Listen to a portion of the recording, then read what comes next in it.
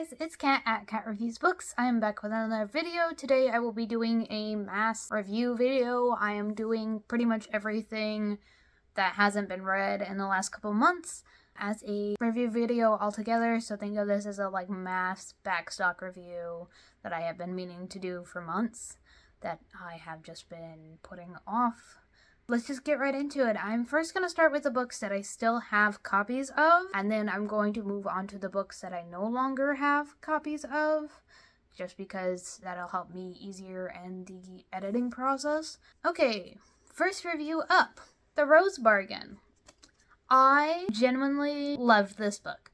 This was a 5-star read. It was my most surprising book of the year and definitely might tie for my #1 spot. As of this moment, it's currently tied with another book that I will talk about later in this video. I will mention it then. But for now, just The Rose Bargain. I was pleasantly surprised by this. It had a super cute romance. It is a book that includes fae, and I'm super not keen on that as somebody who's still getting into the fantasy genre. But this was very, don't get me wrong, the fae are very present in this book, but it's very light presence. You know what I mean? Like, it's not overwhelming in your face, hey, let's talk about fae every other second sort of thing. I read this because my coworker lent me their copy, and we were talking about how Stephanie Garber, the author of Carvel, actually recommended this one, and of course he reads everything that Stephanie Garber has written and everything that she recommends. So we both loved it, we both talked about it. We were devastated when this book ended because it has a huge cliffhanger at the end. But again, I devoured this book. I thought about this book more than was healthy. I think I got into a little bit of a book hangover for maybe a week or two after I finished this book. Genuinely loved everything about this. I have 0 complaints. I am very excited. The author did recently announce that she is doing the second book. It is going to be called The Thorn Queen, but I have already got it pre-ordered to be picked up at my job. I can't wait. I'm counting down the days. I have been thinking about this book for a while. I even used this book as my most surprising book in another video back when I was doing a July 4th Booktubers Across the USA video with Bex Reads. I might not be pronouncing that right, but I will link her below. She's very lovely. So, yes, 5 stars for The Rose Bargain.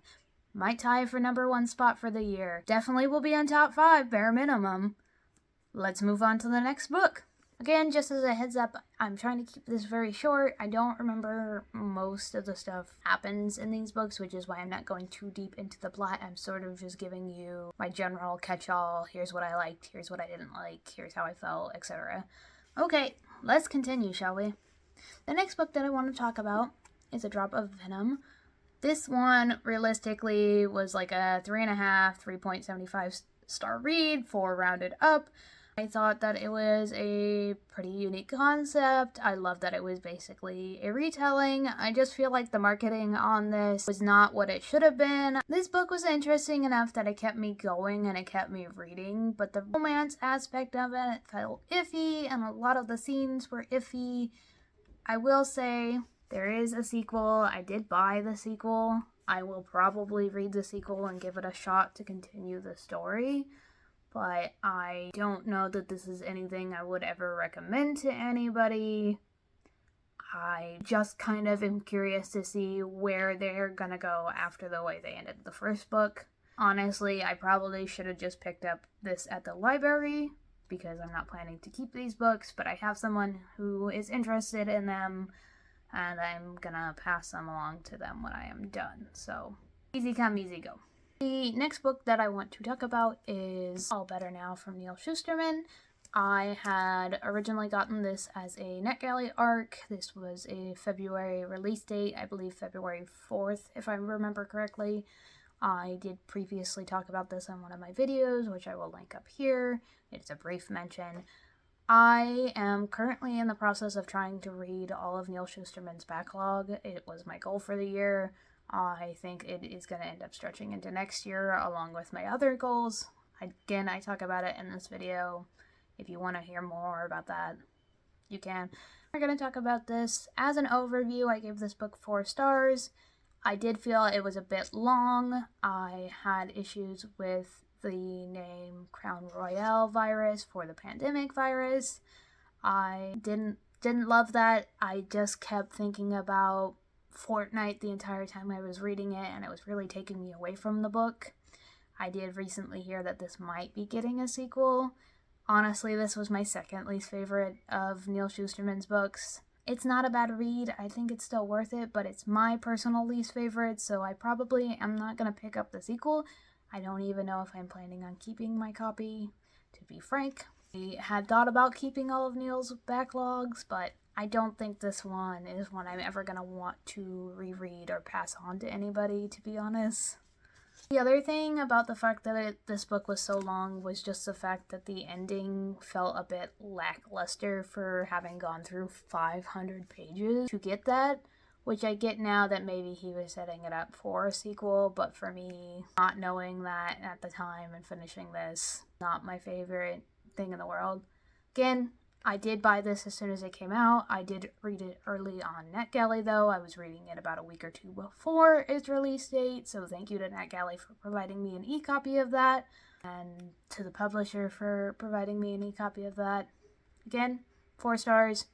If you read Neal Shusterman's work, I still think this one is good to try. I just don't know that it was for me personally. It's a bit better than The Dark Side of Nowhere, but not by terribly much. It is also multiple point of views, and I'm talking about like more than 4 characters. So if that's not your thing, maybe don't pick this one up. But if it is your thing, you have fun with that, partner. Alright, I'm gonna be frank with you guys. The next one, I Am Made of Death by Kelly Andrew. One of my favorite books of the year. Genuinely my first 5-star read from her. The other ones got 4 stars. Still very good. I have loved everything you've written, Kelly, but this one genuinely might be my favorite. Back when I finished it, I made this page full of notes. Not that you can read my handwriting, but let's talk about some of the highlights for this one. This one will be getting some extra love for me because, again, towards the top of my list. I'm gonna say this is probably currently at second. My favorite first book has 2. It's tied at the moment. This is a close second, though. Very close. I mean, this could almost move up the ranks if I think about it long enough. In this book, we have Vivian, who is our female lead. She is a selective mute. This has ASL representation. Something I really appreciate about Kelly is that she always brings some sort of representation to the table. So thank you, Kelly, for that. You are wonderful about that. Kelly also does talk about ASL a lot on her social media page, so she's very much an advocate for it. I have currently been in the process of figuring out how it would be best to start studying ASL because I do have quite a few customers who come into my job who don't speak because they're either mute or they are deaf and they can't hear me. I feel like I should be doing for them and for me. I also feel like it's entirely possible to lose your hearing at any moment, and I feel like this is something that should be a universal language. So if anyone has any suggestions on how to start getting into learning ASL, let me know in the comments. I do have some flashcards that I'm currently working my way through, but I think I'm a better visual learner, especially when it comes to very specific hand movements.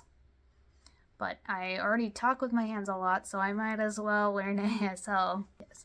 Our male lead is Thomas. Thomas is hired to be Vivian's, I'm gonna call him an escort. I know that maybe he would be a bodyguard, but he basically is kind of a glorified babysitter in the novel to watch over Vivian and make sure she's going to the things she's supposed to. She is an heiress set to inherit some things from her dad, her stepdad, I believe, if I remember correctly. It's been a minute. Sorry, Kelly. It was a beautiful book. It's just remembering some of the finer details is hard. However, there is, of course, something dark and twisted going on in this book, just like The Whispering Dark in Your Blood, My Bones. In this, Vivian's voice is literally poison to people. And you find that out pretty quickly, so that is not a super big spoiler, but sorry if you feel like it is. I didn't think about it before I was saying the sentence. I was just so excited to talk about it. but this does also have crossover with some of her other characters from Whispering Dark and Your Blood, My Bones. I do believe all three of these books are sort of set in a companion novel universe. They're not anything that you have to read in chronological order, but I highly recommend starting with The Whispering Dark and then Your Blood, My Bones, and then I Am Made of Death. She does have a new one coming out in I think March or April next year called The Gravewoods, and she's marketing it as vampire dystopian. I will literally read anything that you write. I am desperate and going feral, and my wait of having to get my hands on a copy, so hopefully time will speed up and I'll get to that soon. Back on the topic of this book, it was my first 5-star read of the year. Beautifully written, the romance is, honestly, Kelly, you get me swooning sometimes over your characters. I'm just like, oh my gosh, this is giving me all of the feels. I would absolutely go feral if they were to ever turn this universe that Kelly has her books in into a movie series or even a TV series. I do not like a lot of film. I don't spend a lot of time watching movies or TVs because obviously most of my time is spent with my books, but I would literally be the first in line at the movie theater if they were to turn this into a movie. So if there are any people looking out there to find a book to turn into a movie, do this one and do it justice, or I will find you and I will have a harsh talk with you, because this book does not deserve to be done dirty. Okay? 5-star read for I Am Made of Death from Kelly Andrew. I got this one from the Ripped Bodice over in New Jersey. They were doing a book signing, but you could order it online and still get it personalized, so I did that. Shout out them for that, truly. Next book that we're going to be talking about is Somewhere in the Deep. I have previously mentioned another book on this channel from this author that I bought after I read this one. This was a 4-star read. Think of this like subterranean horror, but with a fantasy focus instead. The main character literally is a fighter in the pit. She fights monsters. She gets kicked out and manipulated by the owner of the island into going down on a rescue mission to get some people out from some of the subterranean levels. However, they discover some wacky stuff going on down there. Spoilers ahead, if you don't want to hear it, maybe skip about a minute here, but there is literally an entire secret underground society down there that they discover. There is several things that happen that can trigger some deaths. Lots of insane stuff. This book was fairly good. I did mostly audiobook it, to be completely honest with you, because this is one of them that I had been just reading sort of while I was doing chores at home, so I just kind of threw an earbud in and gave her a go. Towards the end of this book, they do get into almost a warlike situation, and so it's almost set up to like there's going to be another book, but there doesn't end up being another book.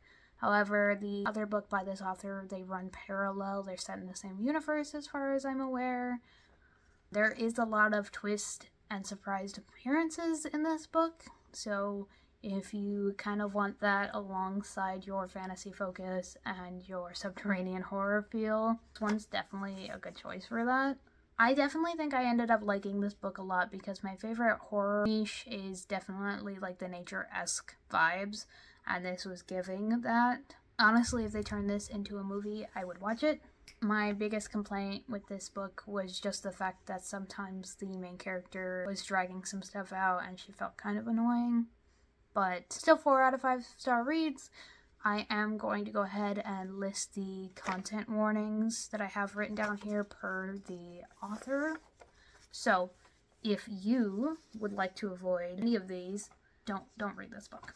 Content warnings include gladiatorial fights, blood poverty depiction, exploitation of mining community / workforce, bonded labor, suicide ideation, death, animal shown. There is a couple more listed on Goodreads, so if you are worried about the rest of the content in this book, I would highly suggest going to it. She has it literally listed in the review section, like, hey, here's some things you should know about this book, including the content warnings. So definitely would recommend looking into that. But otherwise, again, 4-star read. Let's move on to the next book, shall we? So the last book that I still have the physical copy of that I would like to talk about is Belladonna from Adeline Grace. This book was written from Adeline Grace, and she was supposed to be at Boozy Book Fest, which is why I read it at the time.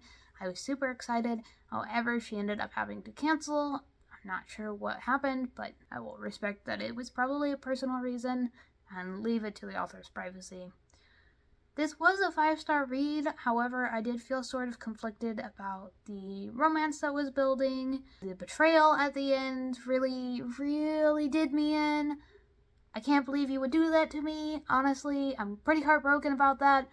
But this was a mystery that I loved. Honestly, it's been a while since I've read anything in the mystery genre, which I know this one technically isn't. But for me, I would say this is a mystery fantasy book for sure. It definitely was set up to where you could get into the next book, but there was honestly enough closure at the end of this book that if you wanted to one and done this series, you definitely could. I am planning eventually to get to Foxglove and Wisteria, and Holly is coming out on the 30th of September, so that one is going to be something I purchase. But in the meantime, this book was 5 stars. I, again, understand why some people didn't like it, including some of my coworkers who said, hey, the way that they wrote this felt kind of iffy, and I'm like, yeah, I can see that. But for me, I think it was a fresh breath of air compared to what I've been reading recently. I'm gonna still try the second book. This video is getting to be a bit longer than I had expected it to be, so I'm gonna go ahead and divide this up into 2 parts, and everything that I don't have a physical copy of will be in part 2. I will make sure to link it. They will be posted on the same day, so if you're watching this, the other video is probably posted. I've probably got it here or in the comments below, so please be sure to check that out if you're interested in the rest of my mass reviews. See you soon. Bye-bye.